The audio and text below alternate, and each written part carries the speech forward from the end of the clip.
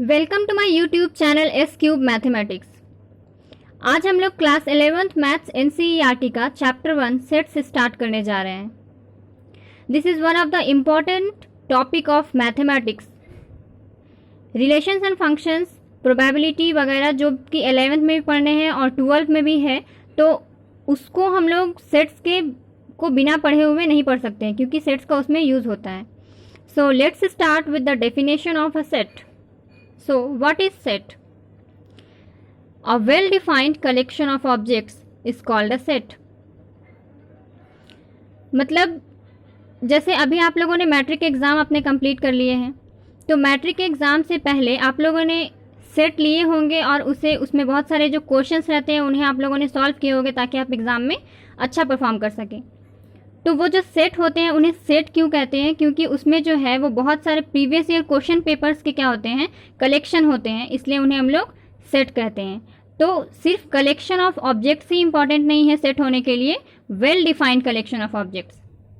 ठीक है, जैसे अगर हम बात करें कि collection of questions in this chapter, set chapter में आपके 11th की बुक में कलेक्शन ऑफ, अगर हम क्वेश्चंस की बात करें या नंबर ऑफ क्वेश्चंस की बात करें, तो वो हम बता सकते हैं कि नंबर ऑफ क्वेश्चंस इसमें 1 2 3 डॉट डॉट कितने क्वेश्चंस हैं हम लोग इसमें काउंट करके बता सकते हैं। बट अगर हम बात करें कि कलेक्शन ऑफ डिफ़िकल्ट क्वेश्चंस, अगर हम डिफ़िकल्ट क्वेश्चंस के कलेक्शन की बात करें तो क्या वो सेट होगा? वो सेट नहीं होगा, क्योंकि कोई क्वेश्चन हो सकता है आपके लिए डिफ़िकल्ट होगा बट आपके फ्रेंड के लिए वही क्वेश्चन इजी हो जाएगा। ठीक है, तो वो डिफ़र कर सकता है पर्सन टू पर्सन, इसलिए वो सेट नहीं होगा। तो इसलिए ज़रूरी है कि वहाँ पे जो एक हमने वर्ड यूज़ कर लिया कि डिफ़िकल्ट, वो जो है उसको सेट होने में प्रॉब्लम कर रहा है, इसलिए वेल डिफाइंड कलेक्शन होना ज़रूरी है। ठीक है, it is usually represented by capital letters ABC XYZ ETC। Set को जो है हम लोग कैपिटल लेटर से डिनोट करते हैं, ABC XYZ and so on, कुछ भी हम यहाँ पे ले सकते हैं। ठीक है, LMN जो आपकी मर्जी हो। इसका जो नोटेशन होता है वो कर्ली ब्रैकेट में करके हम लोग लिखते हैं। ठीक है, इस तरह से यहाँ पे, और ये जो इसके अंदर में होते हैं इनको हम लोग एलिमेंट्स कहते हैं या ऑब्जेक्ट्स कहते हैं या मेंबर्स कहते हैं सेट के। ठीक है, ये 3 नाम से आप इसको कॉल कर सकते हैं। और इसके अंदर के जो एलिमेंट्स होते हैं इनको हम लोग स्मॉल लेटर से डिनोट करते हैं, ABC XYZ ETC। तो यहाँ पर एक डिफरेंस है, आप देख सकते हैं यहाँ पर कि सेट को जो हम लोग रिप्रेजेंट करते हैं वो कैपिटल लेटर से डिनोट करते हैं एंड उसके अंदर के जो एलिमेंट्स हैं उसको हम लोग स्मॉल लेटर से डिनोट करते हैं। Okay, now the set theory was developed by German mathematician George canter 1845 to 1918। मतलब जो हम लोग सेट थ्योरी पढ़ते हैं उन्हें किसने डेवलप किया? उसे जर्मन मैथमेटिशियन जॉर्ज कैंटर ने। ठीक है, ये बहुत इंपॉर्टेंट है, यहाँ पे इसको देखिएगा ध्यान से। If A is an element of set A, अगर A सेट का कोई एलिमेंट है, जैसे मान लीजिए इसको अगर हम सेट A मान लें तो A इज इक्वल टू कुछ भी ABC यहाँ पे हमने ले लिया। ठीक है, तो हम लोग इसको कैसे लिख सकते हैं? हम लोग हमेशा बार बार इसको ऐसे तो नहीं लिखेंगे कि A is an element of set A, फिर B is an element of set A। तो ऐसे हम लोग मैथमेटिक्स में इतना लॉन्ग हम लोग नहीं लिखते हैं। तो इसको शॉर्टकट लिखने के लिए कि हम लोग तुरंत लिख लें, इसको कैसे लिखते हैं हम लोग कि A बिलोंग टू A, इस तरह से इसको पढ़ते हैं। ठीक है, ये वाला सिम्बॉल हम लोग यूज़ करते हैं। जैसे यहाँ पे हम कह सकते हैं क्या कि A belong to A।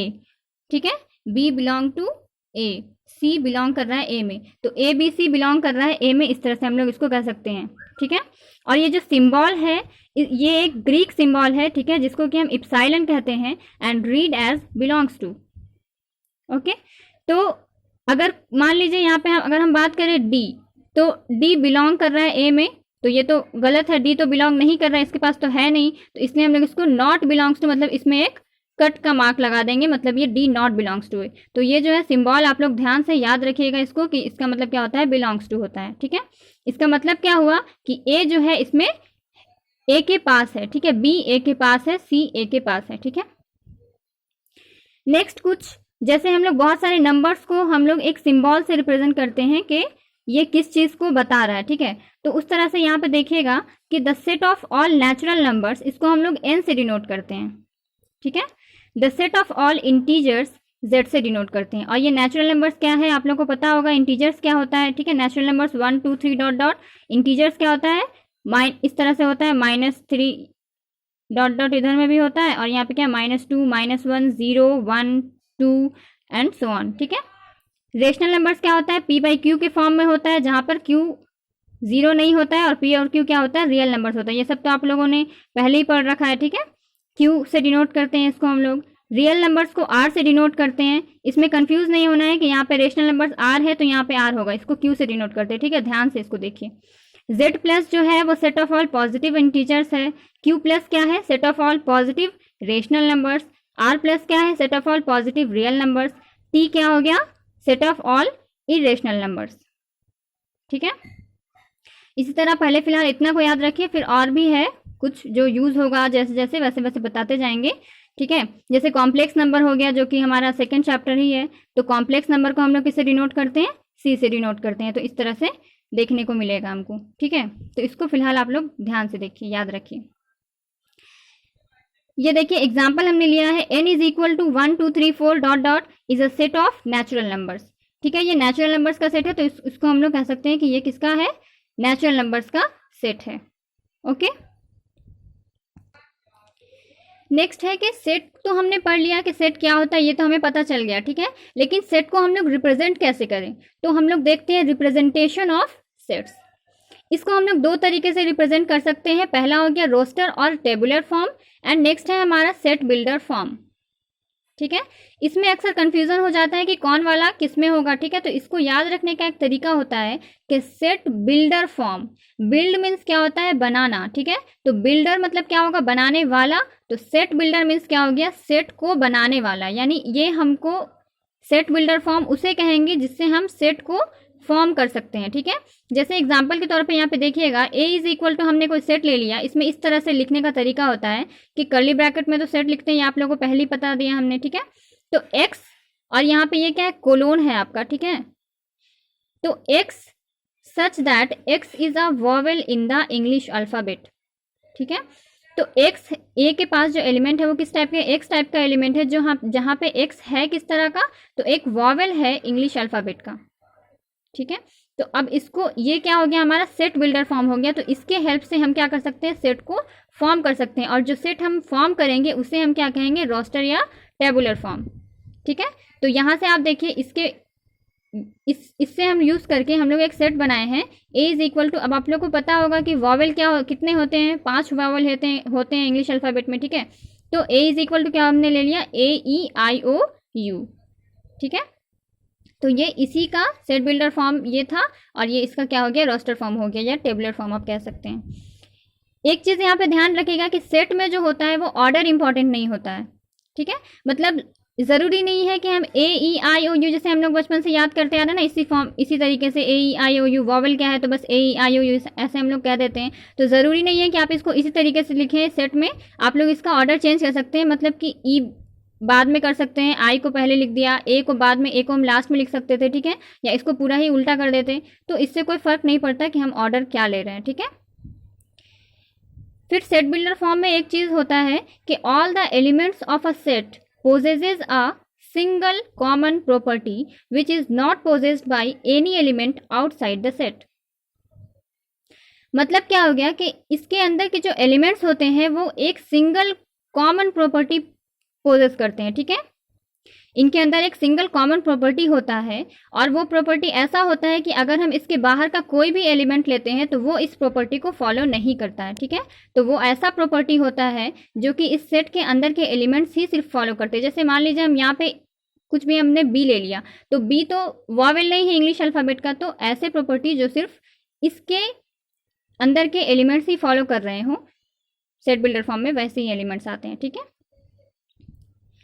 Next है आपका रोस्टर फॉर्म में एक चीज कि in roster form an element is generally not repeated, मतलब एलिमेंट्स को हम रिपीट नहीं करते हैं। जैसे यहाँ पे एग्जांपल के तौर पे देखिएगा, ये यहाँ पे लिखा हुआ है आपका स्कूल है, ठीक है।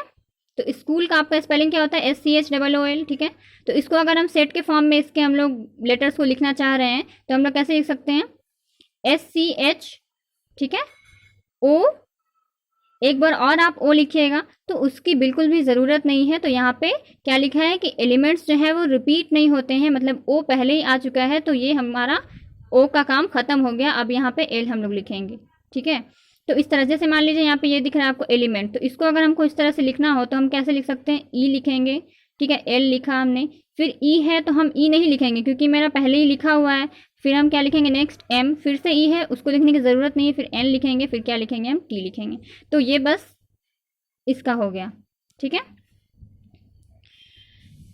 ये देखिए, collection of books on mathematics. Mathematics की बुक का अगर हम कलेक्शन की बात करें तो वो क्या सेट होगा, तो यस वो सेट होगा। लेकिन अगर हम बात करें collection of best books on mathematics तो ये हमारा सेट नहीं होगा। क्यों, क्योंकि ये जो बेस्ट है ना लगा हुआ, इस ये तो वेरी कर सकता है पर्सन टू पर्सन, ठीक है। ये बेस्ट की वजह से यहाँ पे क्या होगा, ये सेट नहीं होगा। तो बेस्ट बुक्स है जैसे हम बात करें इंटेलिजेंट स्टूडेंट्स, ठीक है, टॉल गर्ल, टॉल बॉयज़, तो इसको हम लोग क्या कर सकते हैं, बता नहीं सकते हैं कि हम लोग ये मतलब ये डिफर कर सकता है पर्सन टू पर्सन, तो इसलिए ये एक कोई फिक्स्ड वैल्यू नहीं हमें मिलता है इससे, ठीक है। तो कलेक्शन जो होता है किसी भी चीज़ का, वेल डिफाइंड कलेक्शन, उसी को हम लोग सेट बोलते हैं, ठीक है। तो ये था सेट का डेफिनेशन। अब हम लोग नेक्स्ट देखते हैं सॉल्व एग्जाम्पल्स कुछ, ठीक है। तो सॉल्व एग्जाम्पल अब हम लोग कुछ देखते हैं एक्सरसाइज 1.1 के। फर्स्ट एग्जाम्पल है आपका, write the solution set of the equation x square plus x minus 2 equal to 0 in roster form, ठीक है। तो यहाँ पर इसके सॉल्यूशन सेट जो होंगे इस इक्वेशन के, इसको हम लोग को रोस्टर फॉर्म में लिखना है, ठीक है। तो the equation is x square plus x minus 2 is equal to 0, हमने नोट डाउन कर लिया। तो दिस इम्प्लाइज एक्स स्क्वायर, यहाँ पे ये फैक्टराइजेशन करने आप लोग को आता होगा, तो यहाँ पे बस हमने फैक्टराइज ही किया है, आता है ना। यहाँ पे 2 का एलसीएम लेते हैं हम लोग, फिर उसको इस तरह से लिखते हैं कि ये बीच वाला टर्म जो है ये हमें मिल जाए। तो एक्स स्क्वायर इसको हम ऐसे लिख सकते हैं ना, minus x plus 2x minus 2 equal to 0, इसको सॉल्व कीजिए, यही आना है आपका, ठीक है। तो दिस इम्प्लाइज यहाँ से हम लोग x कॉमन ले लिया हमने, ठीक है। तो x माइनस 1 बचा, प्लस 2 कॉमन लेंगे तो क्या बचा, x minus 1 is equal to 0। तो दिस इम्प्लाइज यहाँ इस दोनों से हम लोग x माइनस 1 कॉमन लेंगे तो हमारे पास क्या बचा, x plus 2 is equal to 0। तो आप लोगों को पता है अगर दो का प्रोडक्ट 0 है तो आइदर दिस इक्वल टू 0 और दिस इक्वल टू 0। तो दैट इज वही हमने लिखा है कि अगर ये 0 होगा तो क्या होगा, x इज इक्वल टू 1 होगा, एंड अगर ये 0 होगा तो x is equal to minus 2 होगा, ठीक है। तो hence the solution set of the given equation can be written in roster form as 1, -2। इसका हमने कहा था आपको ऑर्डर इंपॉर्टेंट नहीं होता है, तो कोई स्टूडेंट अगर यहाँ पे -2, 1 लिख रहे हैं तो उनका भी करेक्ट है, ठीक है। तो ये हमारा सॉल्यूशन सेट का हमने इसको रोस्टर फॉर्म में लिख दिया, ठीक है। नेक्स्ट है आपका एग्जाम्पल 2, राइट द सेट। ये कैसा फॉर्म है ये आपको दिख रहा होगा, ठीक है, एक्स सच दैट करके लिखा हुआ है, ये आपका सेट बिल्डर फॉर्म है। तो क्या है आपका क्वेश्चन कि write the set x such that x is a positive integer and x square is less than 40 in the roster form, ठीक है। तो यहाँ पर जो है इसको आपको रोस्टर फॉर्म में कन्वर्ट करना है। तो यहाँ पे दिया हुआ क्या है कि x है कोई एलिमेंट, ठीक है, इस तरह से है कि x जो है वो पॉजिटिव इंटीजर है एंड x स्क्वायर जब हम करते हैं तो वो लेस देन 40 आता है। तो पॉजिटिव इंटीजर हमारा क्या हो जाएगा, रिक्वायर्ड नंबर्स पहले हम निकाल ले क्या क्या हो सकता है इसमें। तो पॉजिटिव इंटीजर हमको पता है 1 होगा, 1 2 3 4, ठीक है, 5 6 एंड सो ऑन।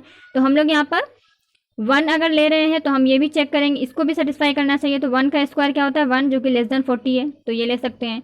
2 लेंगे, 2 का स्क्वायर चूंकि 4 होता है, 3 का स्क्वायर 9 हो गया, 3 ले लिया हमने। 4 का स्क्वायर 16, 5 का स्क्वायर 25, 6 का स्क्वायर हो गया 36 जो कि भी लेस देन 40 है, ठीक है। अब 7 का स्क्वायर अगर आप कीजिएगा तो क्या आएगा 49, और जो कि 49 जो है वो ग्रेटर देन 40 है, लेस देन 40 नहीं है, इसलिए हम लोग क्या करेंगे 6 तक ही लेंगे, ठीक है।